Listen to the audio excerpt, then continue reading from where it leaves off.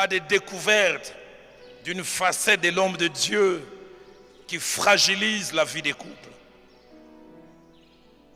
On découvre que cet homme qui est saint, qui prêche et que les gens respectent est accro à la pornographie. Madame l'a attrapé. Je vois cette femme des serviteurs de Dieu qui vient me voir un jour au bureau en pleurant. Son mari aussi est venu. Elle pleurait durant 10-15 minutes, elle n'arrivait pas à en parler. Je me dis, pasteur, ça fait 12 ans qu'on est mariés. Et cette nuit, vers 2 heures du matin, j'ouvre les yeux, je regarde, mon mari n'est pas sur les lits. Il dit, nous avons une maison en étage. J'ai dit, sûrement il doit être aux toilettes. 5 minutes, j'attends, il ne revient pas. Je vais vers les toilettes. Tout est noir. J'ai dit, sûrement il doit être en train de regarder la télé. Il aime les baskets. Et des fois, les championnats américains se jouent très tard. Elle-même le dira, heureusement que je n'avais pas crié en disant, chérie, tu es où? Sinon, je n'aurais pas pu découvrir tout ce que j'ai découvert après. Elle dit, j'ai eu l'idée de descendre calmement. J'arrive au niveau du salon, tout est noir. Et puis je regarde vers le bureau, je vois la lumière. Elle dit, heureusement aussi, je n'avais pas crié. Elle dit, quand je m'approche, je souffrais que j'en parle. Elle dit, je vois mon mari devant l'ordinateur, film pornographique. Son pantalon ouvert en train de se satisfaire lui-même. Elle se met à pleurer et dit à son mari, tu as une femme réelle que tu as laissée au lit et tu es en train de te satisfaire avec une femme virtuelle. Des fois, vous ne savez pas ce qui est caché derrière ces héros en col pastoral. Révérend Roland Dallot.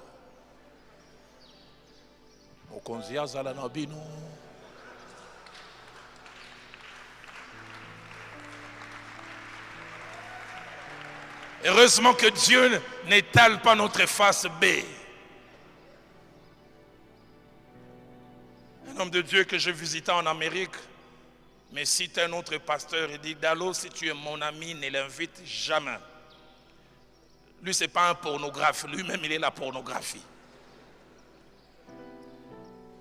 Ceux qui ont souvent voyagé connaissent comment ça se passe dans des grands hôtels, en Europe ou en Amérique. Il y a toujours des films pornographiques. Et l'ami ne savait pas, c'est comptabilisé. Il dit, il est resté avec nous 6 jours et la chambre coûtait 120 au top, mais quand on réduisait, ça va aller dans les 80. Il dit, au total, pour les 6 jours, la chambre devait coûter $600.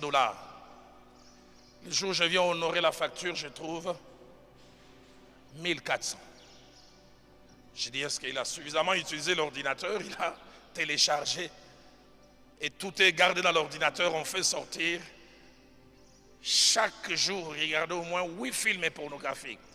Et le pasteur dit, un jour où il avait appelé pour avoir une réunion, il dit, je suis en retraite. Je vais prier.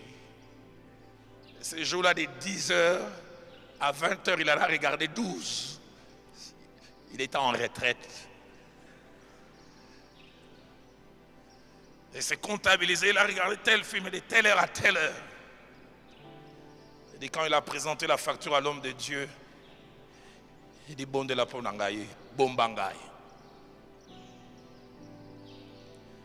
Qui sommes-nous réellement? Qui êtes-vous réellement? Et une femme qui découvre ça est brisée. Le feu Jacques-André Vernon me disait, le vrai respect d'un homme de Dieu, c'est quand sa femme le respecte. Quand sa femme peut dire, il est bon chrétien. Parce que la plupart nous voient dans l'officiel. Elle nous voit dans les privés.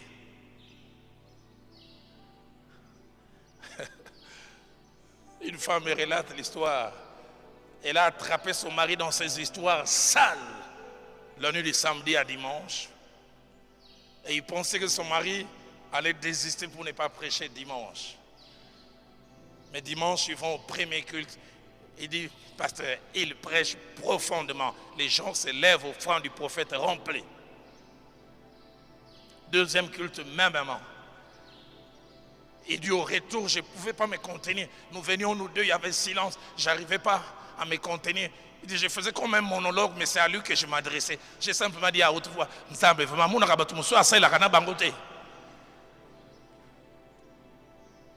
et l'homme crie, Ngolo, Ngolo, Ngolo. Donc chacun parlait à l'autre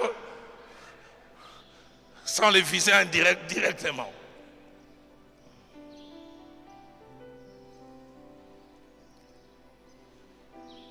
On découvre que son mari a des tendances homosexuelles.